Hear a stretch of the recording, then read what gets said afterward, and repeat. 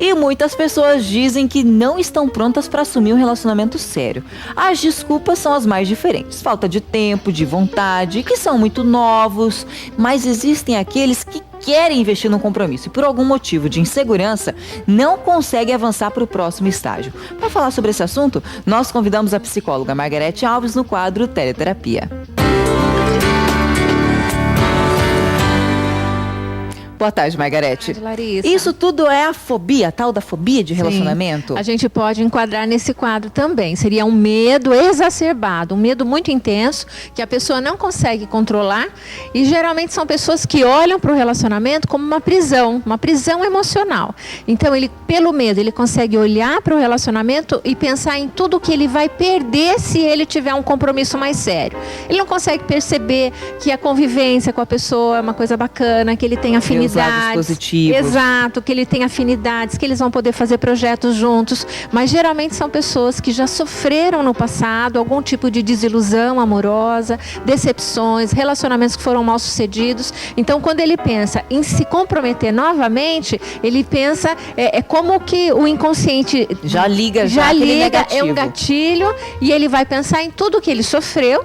Então, pelo medo de sofrer novamente, ele evita o compromisso maior. Então, ele fica com a pessoa, né? Ele tá lá, de vez em quando some, exato. É aquele cara, vamos falar o homem, né? No caso aqui, que você fica uma noite e depois do nada desaparece, fala que vai ligar e não liga. Então, tem casos assim que é o clássico, né? Ele some, não dá muita explicação, mas tem os que reaparecem. Então, eles ficam de novo e depois eles dão uma distanciada. Dá uma esfriada. Exato. E aí ele volta, depois ele distancia sem muita explicação.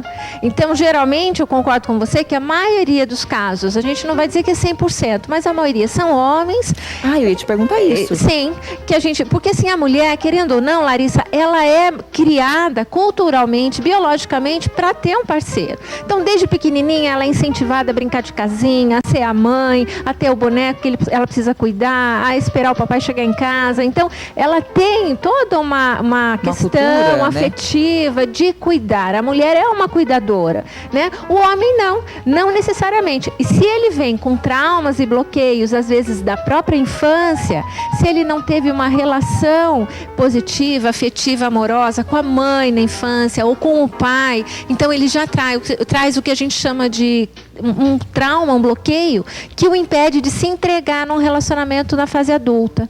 Então ele fica com várias pessoas, esse é um outro contexto, ele fica com várias mulheres, mas ele não se entrega, né? Ele não consegue estar com uma única pessoa, falar de sentimentos mais profundos. Isso não quer dizer que ele não goste dessa pessoa. Não, de forma alguma. Ele pode até gostar, mas fica até uma contradição, né?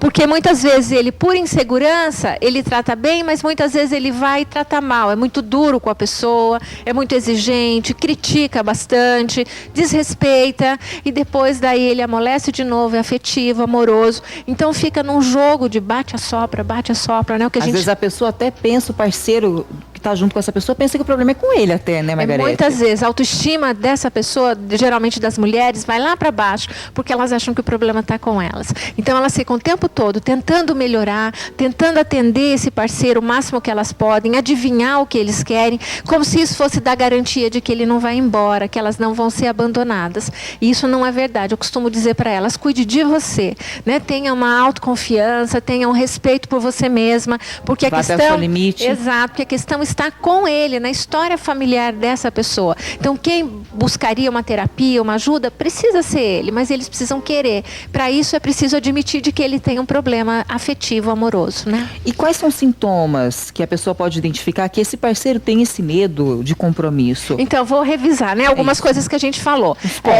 Assim, pontos básicos. Ele desaparece de vez em quando e retorna sem dar muita explicação, e a mulher acaba aceitando isso.